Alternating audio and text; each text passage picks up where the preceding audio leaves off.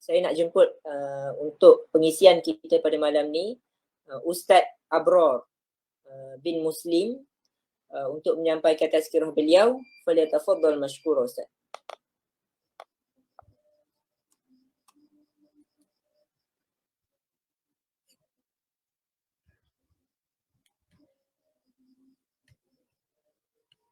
Nampak ke?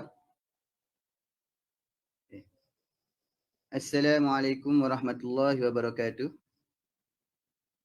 Alhamdulillahirabbil alamin wassalatu wassalamu ala asyrafil anbiya'i wal mursalin wa ala alihi washabbihi ajma'in. Rabbi shrah li sadri wa yassir li amri wahlul 'uqdatam min lisani yafqahu qawli. Alhamdulillah, terima kasih diucapkan kepada Luqman Hakim Rozman atas selaku pengerusi kita pada hari ini. Luqman Rozman ni sahabat Ana lah, dan dia senior Ana di Universiti Tenaga Nasional. Jadi dia ni antara idola Ana di peringkat universiti tu, antara idola Ana lah. Dari segi kepimpinannya, bisnesnya dan sebagainya lah. Okey. Alhamdulillah hari ini kita dapatlah bertemu bersua muka pada hari ini dalam satu majlis bacaan Yasin dan mendengar sedikit tazkirah. Baguslah program yang sebegini, bagus untuk dilaksanakan setiap minggu. Saya difahamkan dia berlaku setiap minggu. Baguslah sebab manusia ni kita semua memang perlukan tazkirah ini sebagaimana yang disebut dalam Al-Quran. Fadzakir fa inna dzikra tanfa'ul mu'minin. Berilah peringatan, sesungguhnya peringatan itu bermanfaat bagi orang-orang mukmin. Sebagaimana kita maklumlah, kita semua ni manusia ni, perkataan manusia itu sendiri asal daripada perkataan akal dia adalah nasia, iaitu lupa. Kita ni memang sentiasa lupa. Sebab itulah dikatakan tazkirah itu sangat penting. Tazkirah ni peringatan lah. Peringatan itu sangat penting bagi kita supaya kita selalu ingat akan Allah Subhanahu Wa Taala. Okey. Kita juga perlulah kita ni mengucapkan kata syukur kita kepada, berterima kasihlah, tanda berterima kasih kita kepada Nabi Muhammad sallallahu alaihi wasallam dan juga para sahabat kerana disebabkan perjuangan ataupun dakwah daripada mereka dapat sampai Islam kepada kita. Sangat kita perlu sangat-sangat bersyukur kerana kita ni dikurniakan dua nikmat yang besar, iaitu nikmat Islam dan juga nikmat iman. Nikmat iman dan juga nikmat Islam. Kita perlu bersyukur kita dapat nikmat iman ini sejak daripada kecil lagi. Cuba bayangkan kalau kita dapat nikmat, kita tak dapat nikmat iman ini. Yang mana sebagaimana sahabat-sahabat kita di luar sana, mereka dilahirkan dalam keadaan agama Kristian contohnya. Dilahirkan agama Kristian, mungkin ada dilahirkan dalam agama Buddha dan sebagainya. Banyak dugaan mereka apabila mereka nak masuk Islam tu, ada yang disisihkan daripada keluarga. Dan sebagainya . Jadi kita ni sepatutnya rasa bersyukur. Kalau kita lah berada, contohnya kalau kita ni, kita lahir-lahir tu daripada keluarga orang kafir. Keluarga kafir lah. Keluarga orang bukan Islam. Kita lahir daripada keluarga orang bukan Islam. Adakah kita yakin kita akan masuk Islam? Keyakinan itu, kesyukuran itu perlu kita tanam dalam diri kita betul-betul. Kita perlu sangat-sangat bersyukur kita lahir dalam keadaan Islam dan dalam persekitaran Islam. Dapat pemahaman, dapat tazkirah ataupun peringatan daripada sahabat-sahabat kita berkenaan dengan Islam. Jadi kita sentiasa sedar bahawanya kita ni adalah ciptaan Allah, makhluk Allah. Okey. Untuk hari ini ni saya nak berkongsi berkenaan dengan tajuk masa.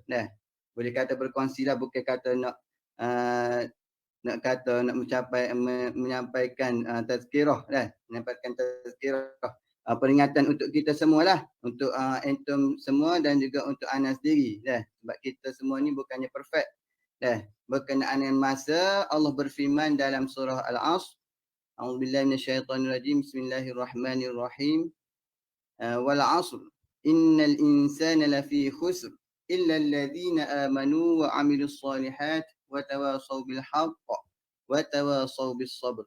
Nah, Allah bersumpah, Allah mengatakan wal 'asr, demi masa. Lepas tu Allah katakan innal insana lafi khusr, sesungguhnya manusia ini dalam keadaan rugi. Dan manusia ni, kita semua ni memang dalam keadaan rugi semua sekali. Dan Allah bagi pengecualian. Golongan mana? Golongan yang tidak rugi ini. Allah kata kepada dia, illal ladzina amanu, melainkan orang-orang yang beriman, wa amilus solihat, dan yang beramal soleh, wa tawasaw bil haqq, berpesan-pesan ke atas kebenaran, wa tawasaw bis sabr, dan berpesan-pesan dengan kesabaran. Dah. Allah kata kita semua ni memang dalam keadaan rugi, melainkan kriteria-kriteria yang sudah disebut dalam ayat inilah, illal ladzina amanu, yang beriman dan yang beramal soleh. Dah. Okey.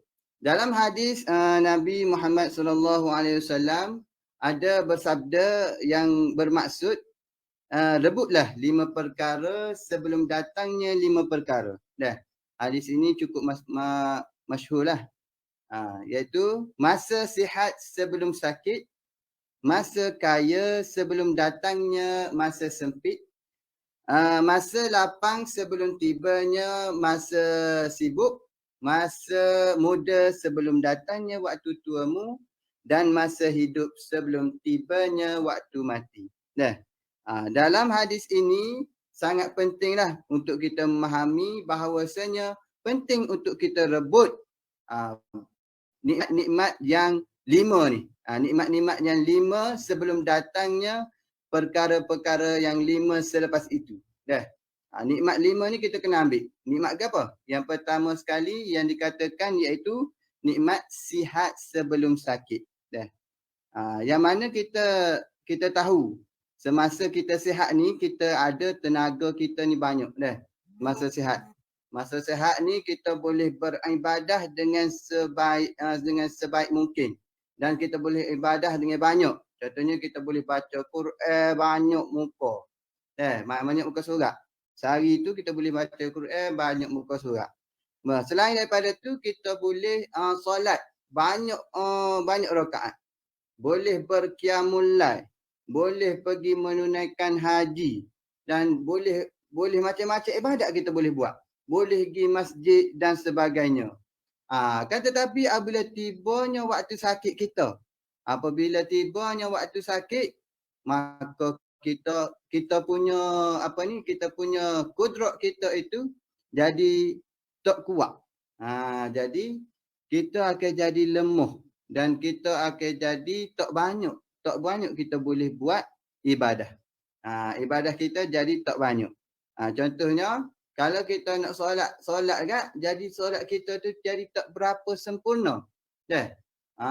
Janganlah kita ni tunggu nak sakit dulu baru kita ingatkan Allah. Ingatkan Allah. Betul, kita sakit tu betul ingatkan Allah. Tapi kalau boleh, lepas kita masa kita sihat ni lah kita kena beribadah dengan banyak. Dah. Sebab kita tak tahu kita sakit bila. Kena kita sakit yang sakit yang kekal. Contohnya stroke ke apa semua. Dah. Sakit yang kekal. Maka ibadah kita tak boleh nak buat ibadah dah lah. Jadi hilanglah satu nikmat iaitu nikmat sihat itu. Dah. Jadi kita kena gunakan nikmat sihat ini dengan sebaik mungkin. Dah. Masa sihat ni lah kita kena beribadah dengan banyak dah. Baca Quran tu paling kurang kalau boleh semoga sehari lah. Dah. Kita selaku orang awam ni semoga sehari jangan tinggal lah. Kalau rasa macam tak ada semoga sehari, 1 ayat sehari pun boleh lah. Dah. Bermaksud, dalam arti kata lain, dalam kehidupan kita seharian ni, jangan kita lupa untuk kita mengisi masa kita terhadap perkara-perkara agama. Contohnya baca Quran tu kalau boleh kena ada waktu untuk kita baca Quran. Dah. Dah. Tu berkenaan dengan sihat.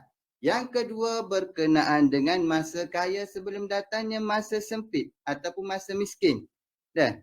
Masa kaya ni yang bermaksud masa kita ada pitih. Dah. Jadi masa ada duit, masa ada duit kita boleh bersedekah. Dah, kita boleh kita boleh menggunakan duit kita itu untuk menggunakan duit kita untuk membantu agama Allah.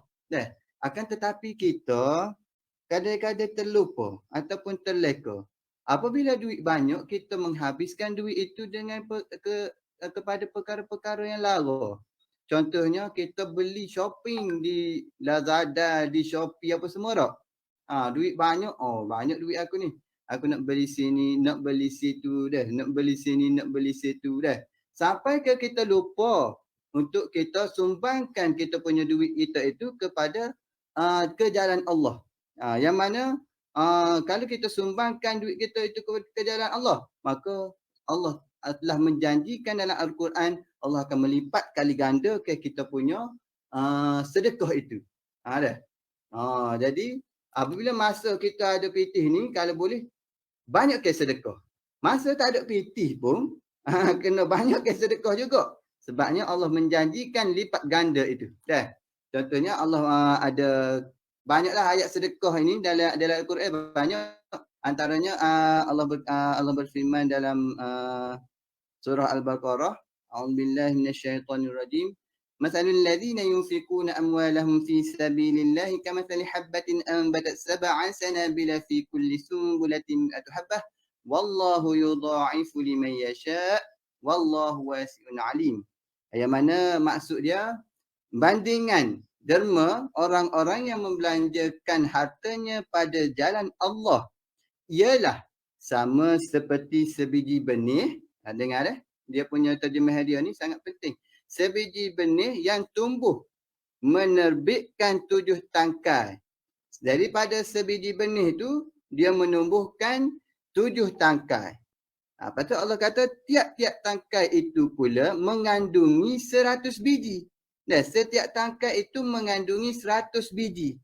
Kalau kita darab situ, 7 tangkai darab dengan 100, bermaksud Allah melipat kali ganda 1 biji tu. 1 sedekah kita tu melipat kali ganda kan 700 kali ganda. Situ dah. Nak ayatnya ni ayat Quran ni. Kita kena yakin dengan ayat Al-Quran, ayat Allah Subhanahu Wa Taala. Kalau kita bersedekah, maka kita akan dilipat kali gandakan kita punya duit kita tadi. Dia panggil saham akhirat dah. Dah. Jadi selain daripada kaya, yang kata kaya sebelum miskin. Apabila kita miskin, susahlah sikit kita nak buat ibadah tu. Kan tetapi kita kena, apabila kita miskin tu, bukan kata kita kena salahkan Allah.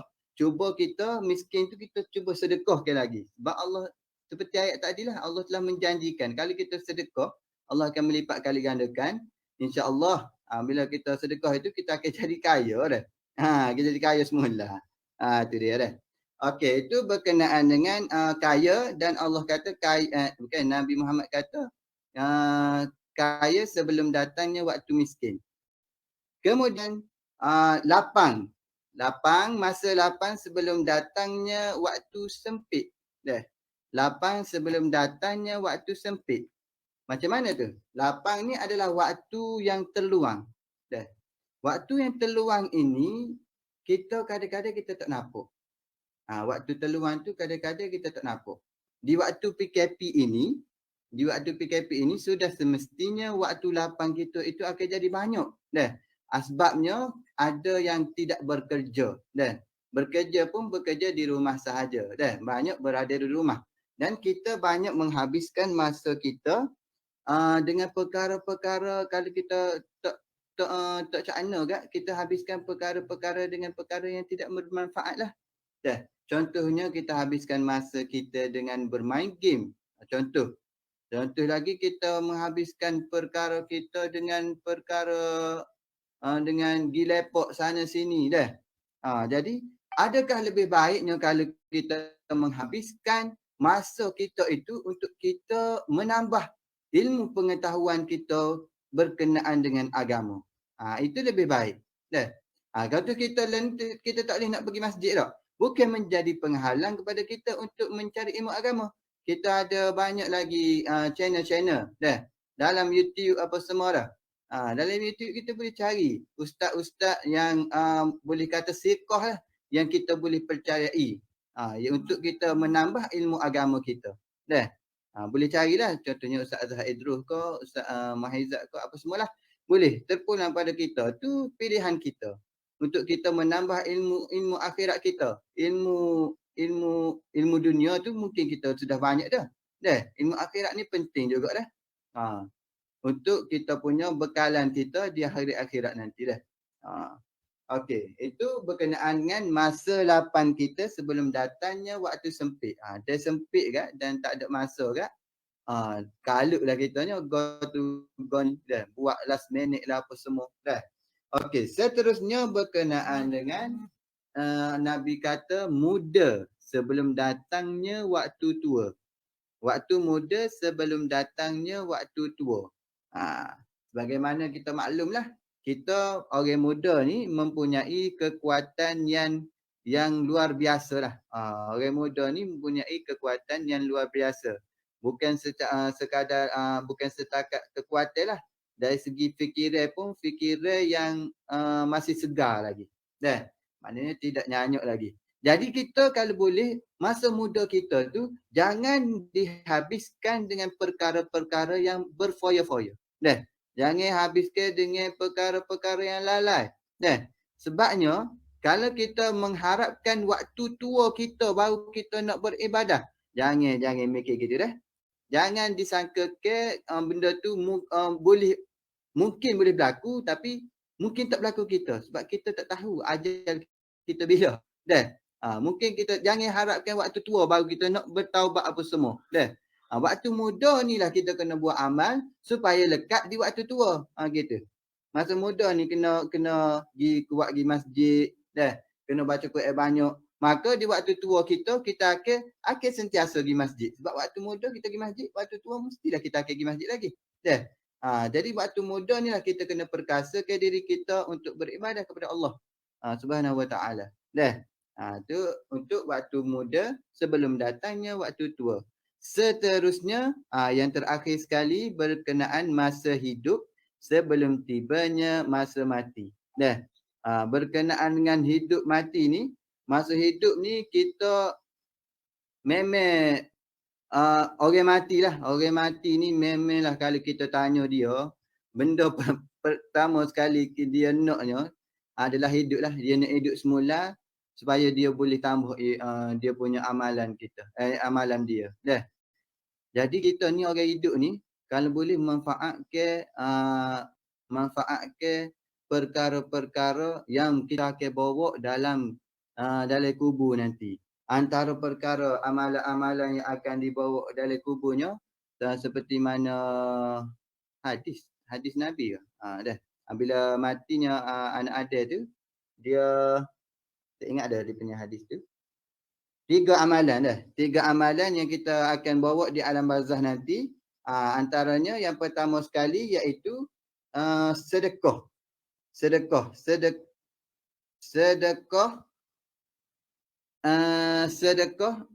jariah. Maknanya kalau kita sedekah tu, sedekah kita itu digunakan oleh orang ramai. Sedekah kita tu bila kita sedekah, orang guna bagi sedekah kita tu, kita dapat pahala seher kita. Boleh dapat seher akhirat kita. Contohnya kita buat masjid. Jadi orang pergi beribadah di masjid itu. Jadi pahala-pahala orang yang beribadah itu kita juga dapat sekali. Selain daripada wakaf masjid, wakaf apa semua tu, terpulanglah kita nak wakaf ke apa supaya kita dapat berkala di alam akhirat nanti. Yang kedua berkenaan dengan ilmu yang bermanfaat. Ilmu yang bermanfaat ni kita menyampaikan ilmu-ilmu kepada orang dan orang guna ilmu itu untuk kehidupan seharian dia. Contohnya kalau semua ni lah anda difahamkan semua ni usahawan belaka dah. Jadi sampaikan ilmu bisnes ini, sampaikan ilmu bisnes dan ramai orang apabila kita sampaikan tu orang guna ilmu kita tu. Orang guna ilmu kita tu maka kita akan dapat seher, kita akan dapat pahala dan apabila kita masuk kubur pun pahala tu jalan lagi ke kita. Yang penting ilmu kita tu bukan ilmu yang jahat lah, ilmu yang baik dah. Ilmu yang baik kita akan dapat pahala sekali. Okay. Yang ketiga iaitu doa anak-anak yang soleh. Dah. Jadi untuk mendapatkan anak yang soleh ni mungkin semua ni nikah belaka dah. Dah. Anak pun baru nikah baru boleh seorang anak. Alhamdulillah. Untuk mendapatkan anak yang soleh itu bukannya dia mari tiba-tiba tu mari soleh lalu. Tak. Jadi kita perlu islah diri kita dulu. Dah. Kita kena solehkan diri kita dulu. InsyaAllah bila kita solehkan diri kita, maka kita bolehlah mensolehkan anak kita. Dah. Jadi anak kita akan akan mentaati kita dan akan mendoakan kita dalam kubur nanti dah. Bila kita masuk kubur, doa-doa anak ni akan sapa dari kubur kita. Tu dah. Itu sajalah tazkirah ringkas pada hari ini. Sebelum saya habiskan tazkirah ini, suka untuk saya berkongsi satu hadis Nabi yang mana mafhumnya akan datang kepada umatku suatu zaman. Nabi kata akan datang pada umatku ini satu zaman. Iaitu mereka mencintai, mereka cinta kepada 5 perkara dan lupa kepada 5 perkara yang lain. Apa dia? Yang pertama, cinta kepada dunia dan lupa kepada akhirat. Itu yang pertama. Lupa kepada dunia dan cinta kepada dunia dan lupa kepada akhirat. Yang kedua, cinta kepada harta dan lupa kepada perhitungan. Terlalu asyik dengan harta sampai ke lupa nak buat amal ibadah. Yang ketiga, cinta kepada makhluk dan lupa kepada khalik. Cinta sangat ke makhluk. Jaga kemanusiaan saja sampai lupa kepada pencipta, lupa kepada Allah. Yang seterusnya, yang keempat, cinta kepada dosa dan lupa kepada taubat. Sangat suka buat maksiat, ngupak sana sini dan sebagainya dah. Sampai lupa untuk melakukan taubat. Tak ingat dah kita akan mati pada suatu masa kelak. Dan yang terakhir, cinta kepada mahligai dan lupa kepada kubur. Sampai lupa kita akan mati pada suatu hari nanti. Kullu nafsin za'iqatul maut. Yang mana kita semua ni akan mati dan akan masuk dalam kubur lah. Kita semua ni akan dihisap. Jadi perbanyakkanlah kita punya amalan kita. Mudah-mudahan kita semua dijauhkan daripada api neraka yang penuh dengan azab dan kepedihan. Wabillahi taufiq wal hidayah. Assalamualaikum warahmatullahi wabarakatuh. Waalaikumsalam warahmatullahi wabarakatuh. Terima kasih Ustaz Abro atas penyampaian tazkirah yang cukup padat tadi. Dan sebenarnya apa yang dikongsi itu sangat-sangat bermanfaat. Sebab kalau anda semua nak tahu, itulah antara mutiara kata yang saya selalu dengar juga oleh founder, pengasas kepada Gaya Warisan sendiri. Yang sering kali ulang-ulang perkataan ini. Jadi asbab Gaya Warisan boleh segah kalau anda search dekat mana-mana, kita boleh mampu bertahan. Alhamdulillah lebih daripada 20 tahun ataupun bersamaan dengan 2 dekad. So antara mutiara kata yang dipegang adalah sebagaimana apa yang dikongsi oleh Ustaz Abro tadi. Okey, saya nak tutup juga macam kalau Abro tadi dia tutupkan dengan satu hadis, kan? So saya nak tutup dengan salah satu saya teringat tazkirah daripada salah seorang ustaz waktu saya belajar dulu, yang mana seringkali ramai manusia dia akan menyebut kenapa aku perlu taubat atau apa aku perlu gunakan masa itu sebaik mungkin. Ramai orang tanya yang kan kita relax lah kan. Biasa kalau orang tu muda lagi dia cakap relax lah. Tunggu dewasa nanti aku fokus lah buat amal ibadat. Dan bila dewasa pula nanti, alah tak apalah, anak-anak aku akan doakan aku. Maksudnya kita sering kali berdolak dalik. So ustaz tu ada pesan, dia bagi tahu waktu kita remaja ataupun waktu kita dalam waktu belajar, kita kata, waktu kita sibuk dengan belajar, waktu tu kita ada masa yang banyak, kita ada tenaga yang lebih, tapi kita menjadikan alasan kewangan kita kan untuk kita buat lebih baik, untuk menjadi manusia yang lebih baik. Seterusnya bila masuk alam dunia pekerjaan, kan umur-umur baya saya yang mana baru dapat kerja ataupun baru kerja 5-6 tahun baru. So kewangan dah tak ada masalah, tenaga tak ada masalah, tapi masa pula menjadi alasan. Sebab tu baya-baya saya sekarang apa-apa pun tak ada masa. Apa pun tak ada masa. Sering kali jadikan alasan masa untuk kita tak dekatkan diri kepada dia ataupun untuk kita buat benda yang bermanfaat. Dan seterusnya bila dewasa pula, kita dah ada masa lebih sikit, kita ada kewangan, kita jadikan alasan tenaga kita. Kan? Ataupun kudrat kita tak sihat. So sebab itulah setiap daripada kita sepatutnya muhasabah diri kita setiap level, tak kira lah daripada anda sekarang mungkin sedang belajar ada, ataupun yang sedang bekerja, ataupun yang sekarang dah dewasa. So kita semua sebenarnya kalau kita dengar balik tazkirah tadi yang dikongsi ada 5 benda tadi, saya yakin anda semua dapat relate dalam situasi yang masing-masing. Kita insya-Allah sama-sama belajar perbaiki kualiti penggunaan masa kita. Kan? Sebab setiap daripada kita, adilnya Allah ni, Allah bagi 24 jam yang sama. Tapi kenapa ada natijah yang berbeza? Ada orang yang Allah anugerahkan, Allah bagi dia syurga. Ada orang yang Allah bagi dia disebabkan amalan dia yang tidak gunakan sebaik mungkin, Allah kurniakan dia neraka. Na'udzubillah. So kita insya-Allah sama-sama semua yang ada dalam ni, kita doakan sesi yang macam ni kita dapat teruskan lagi untuk masa-masa yang akan datang. Okay, wallahu alam, saya tangguh sesi pada kali ini dan insya-Allah kita jumpa lagi di waktu-waktu yang lain. Kita doakan semoga Allah permudahkan urusan seharian kita, bulanan kita dan juga tahunan kita supaya kita boleh terus memberi manfaat kepada orang lain dekat luar sana. Okay, kita tangguh dengan tasbih kafarah dan surah Al-Asr.